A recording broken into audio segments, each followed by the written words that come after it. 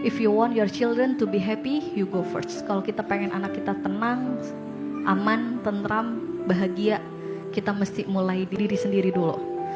Dunia saat ini sedang berkembang pesat dalam segala hal kecuali dalam hal kesehatan mental. Ini kata Profesor Dr. Martin Seligman, seorang tokoh positif psikologi. Beliau bilang bahwa dunia saat ini semakin berkembang pesat, tapi yang semakin ngerop adalah kesehatan mental.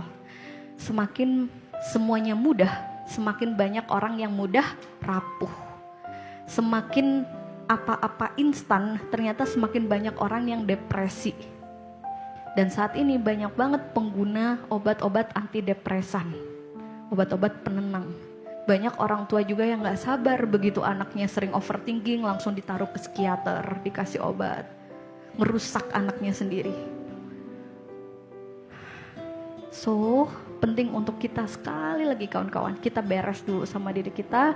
Kita menjadi pribadi yang dewasa, sehingga saat kita menjadi orang tua yang dewasa, kita bisa mentreatment anak kita dengan treatment yang tepat. Oke, being relaxed parent. Gimana caranya menjadi orang tua yang relax, yang santai? Gimana maksudnya santai, Bun?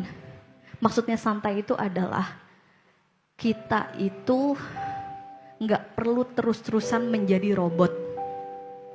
Maksudnya santai itu adalah kita itu tidak perlu terlalu keras sama diri kita sehingga yang membuat kita akhirnya keras pada anak kita.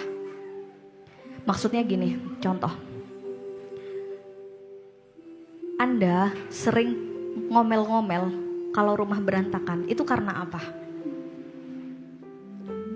Anda yang sering terjebak hectic morning, drama pagi, itu karena apa?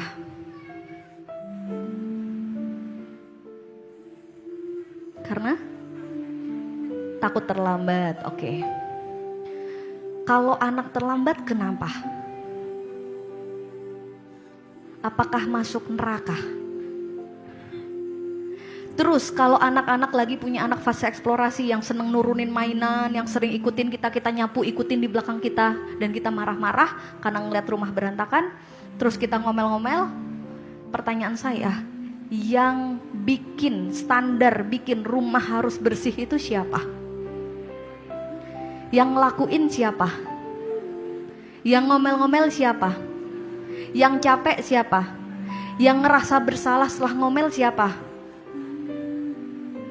Apakah itu ada dalam aturan Al-Quran bahwa wahai perempuan-perempuan yang rumahnya bersih dan nyetrika tepat waktu, wahai perempuan para istri yang tidak numpuk cuci piring, ada? Masuklah ke dalam pintu surga dimanapun yang kau kehendaki, ada? Nggak ada. Itu siapa yang bikin standar seperti itu? Diri kita yang tanpa sadar akhirnya kita memaksa orang lain ikut sesuai standar diri kita. Ini kok anak lelet banget sih? Ini kok anak lelet banget sih? Emang kalau lelet itu nakal? Coba deh satu. Definisi nakal menurut Anda itu apa kawan-kawan? Kok kadang kita sering ya denger orang tua bilang, kok nakal sih? Nah, jangan jadi anak nakal, jadi anak baik. Nakal itu apa sih? Tidak sesuai dengan keinginan. Jadi kalau anak lari-lari kita anggap, kalau dia duduk sampai kayak patung, kita bingung. Nakal itu apa sih? Apakah anak lari-lari dibilang nakal? Tahu nggak kawan-kawan, anak itu kenapa aktif? Itu memang desain tubuhnya. Sama Allah itu anak dibikin aktif, dia untuk menjaga dirinya, proteksi dirinya, buat dia tidak gampang terserang penyakit. Maka nggak ada kan anak asam urat.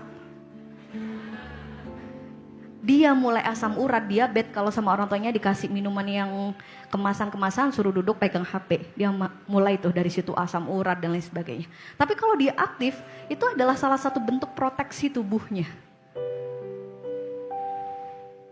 Terus betapa banyak orang tua yang membingungkan kan? Begitu anak duduk, gitu ya kayak bengong. Ini anak gak cerdas. Begitu lari-lari dia nanya ini itu. Anak ini cerewet nakal. Terus anak harus apa? Kasihan mereka gitu. Yuk jadi rumah yang ramah buat mereka. Rumah yang menerima mereka itu apa adanya. Bukan rumah yang kita orang tua kayak komplain terus. Itu artinya saat kita banyak komplain sama anak, itu artinya kita komplain kepada penciptanya. Kok kayak gini sih, kok kayak gini, lelet banget sih, coba kayak kakak tuh. Anak tuh emang gak sama kawan-kawan, gak sama. Masing-masing itu punya fitrahnya. Apakah lelet itu termasuk nakal? Kan enggak kan? Apakah saat anak disuruh ke kamar mandi masih nempel ke kasur? Masih nempel, apakah itu termasuk bagian dari dosa besar? Enggak kan?